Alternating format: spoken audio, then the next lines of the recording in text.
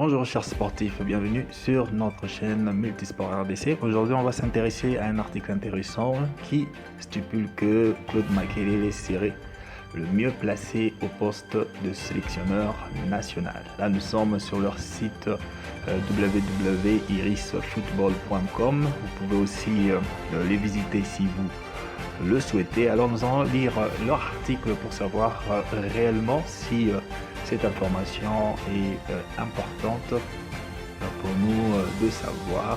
Alors, lisons l'article, on dit les Léopards de la RDC ne participeront pas à la phase finale de la CAN au Cameroun l'année prochaine. Ces derniers doivent se refaire une santé en faisant une bonne campagne aux éliminatoires de la Coupe du Monde Qatar 2022. Question également de laver l'affront subi.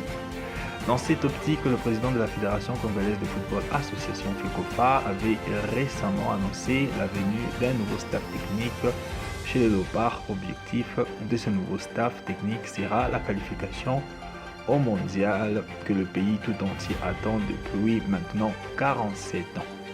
Ça fait quand même beaucoup, 47 ans sans aller à la Coupe du Monde. Ça veut dire, voilà, c'est clair que notre équipe nationale n'est pas au top. On n'est pas en forme depuis 47 ans malgré les petites progressions qu'il y a eu.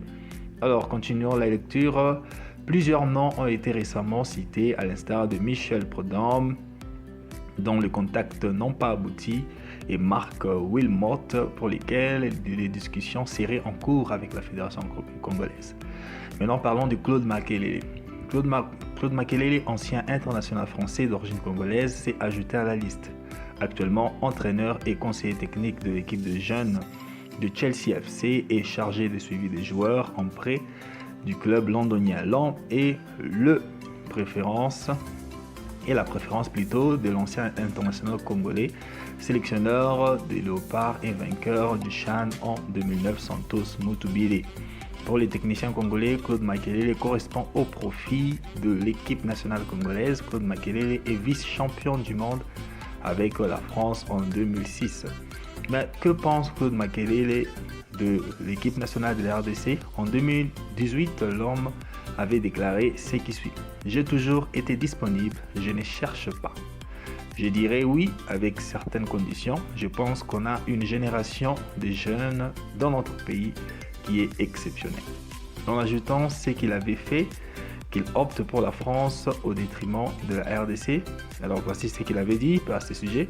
Depuis mon jeune âge, la première des choses que mon père avait fait, c'était d'appeler le Congo pour dire que j'ai mon fils qui peut jouer chez les Léopards. On m'a négligé.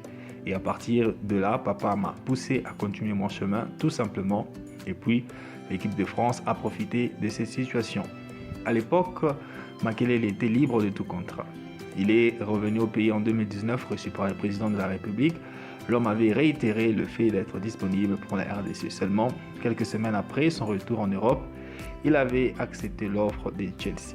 Claude Makélélé laissera-t-il son fauteuil juteux à Chelsea au profit de la sélection congolaise? Alors, en lisant cet article, on comprend très bien que Claude Makélélé est la préférence de Santos Mutubile. Ce n'est pas la fédération congolaise qui l'a appelé et ce n'est pas non plus Claude Makélélé qui a voulu venir entraîner l'équipe de la RDC, mais c'est simplement une préférence de Santos Mutubile qui aimerait voir Claude Makélélé à la tête de la sélection. Et vous, qu'en pensez-vous? Voulez-vous voir Claude Makélélé à la tête de la sélection congolaise ou bien vous préférez un autre entraîneur? Et pour ma part, Claude Makélélé est aussi un bon profil, malgré qu'il n'a pas fait des très bons résultats en tant qu'entraîneur, mais ça reste quelqu'un d'expérimenté qui peut apporter un plus à la sélection congolaise, notamment parce que c'est un milieu de terrain défensif. Et comme on sait que notre équipe nationale a un problème au milieu de terrain, à la défense, parce qu'en attaque on est plutôt bien fourni, mais plutôt c'est au niveau de la défense et au milieu de terrain. Avec l'expérience de Claude Makélélé, on peut espérer avoir une équipe assez compacte, assez homogène, assez fort au milieu de terrain et en défense, ce qui permet bien sûr à l'équipe de gagner des matchs. Alors essayons de voir certains commentaires de nos compatriotes par rapport à ça. Voilà, on va essayer de voir les commentaires sur Facebook, qu'est-ce qu'ils en pensent. Voilà, un commentaire qui dit: quelqu'un qui a pu refuser la sélection congolaise pour être français et aujourd'hui veut se servir de cette même sélection pour être sélectionneur. C'est un manque de respect envers les gens qui ont accepté de mouiller leur maillot pour la RDC. Donc, et puis il dit: cherchons un autre sélectionneur, pas ces traîtres qui a trahi ses origines. Et j'ose croire que si la RDC devrait jouer contre la France, il trahirait le Congo sans hésitation, car il a déjà fait dans le temps.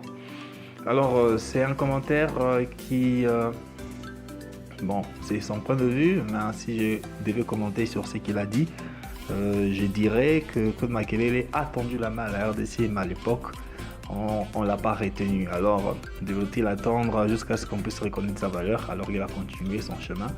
Alors s'il devait revenir à la sélection, pourquoi pas maintenant? Moi, vaut mieux tard que jamais, on dit. Donc il pourra venir et voilà, et travailler pour l'équipe, pour le Congo, son pays. Alors l'autre qui dit: Zidane et Makelele ont étudié pour entraîner, mais on n'a pas vraiment une histoire vraie sur les espérances de Makelele, parce que être grand joueur et être un coach, c'est deux choses différentes. Très bien, très bon commentaire. J'appuie le commentaire de Léon. Voilà. Bon. Il a été un grand joueur. Est-ce qu'il sera un grand entraîneur? Il n'a pas fait de très bons résultats jusque-là en tant qu'entraîneur. Voilà, donc c'est mitigé. Alors, on prend un autre commentaire. On dit: pourquoi vous vous précipitez en refusant tous Claude Makelele? Si Makelele avait opté pour l'équipe de France, il avait raison, parce que son pays natal sont des idiots. Ils l'ont refusé. Oui, c'est ce que nous venons de lire dans l'article de Iris. Alors, un autre commentaire: nous voulons Shaban Inonda, qu'il soit le président de la FECOFA. Là, il a commencé, là, Diego commence un autre topic, un autre sujet. Donc, aujourd'hui, on parle que du sélectionneur. Alors, en bref, on va dire, on peut dire que voilà, la RDC, jusque-là, n'a pas d'entraîneur. La RDC, jusque-là, n'a pas d'entraîneur. Parce que rien n'est encore fait, il n'y a que des spéculations. Alors attendons voir si dans les heures qui viennent ou les jours, les mois qui viennent, on pourra avoir un nouveau sélectionneur. Mais ce qui est important, c'est déjà d'avoir maintenant un sélectionneur qui peut déjà commencer à travailler avec le joueur pour qu'on puisse avoir une équipe compacte. On rêve tous de voir notre équipe nationale en Coupe du Monde compétente, non seulement pour un seul match, mais pour toute une décennie. Parce qu'on peut prendre l'exemple de l'Allemagne, du Brésil. Voilà, ce sont des équipes qui dominent le football mondial depuis des décennies, depuis des années.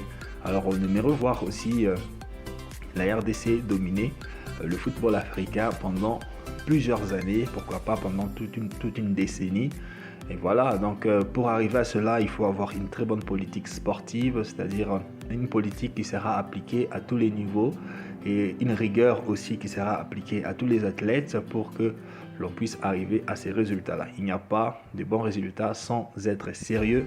On a besoin d'avoir une équipe très sérieuse, des responsables très sérieux, et voilà, et aussi des athlètes sérieux. Parce que voilà, si on ne fait que penser aux fétiches pour exceller, ça, on n'ira jamais en Coupe du Monde.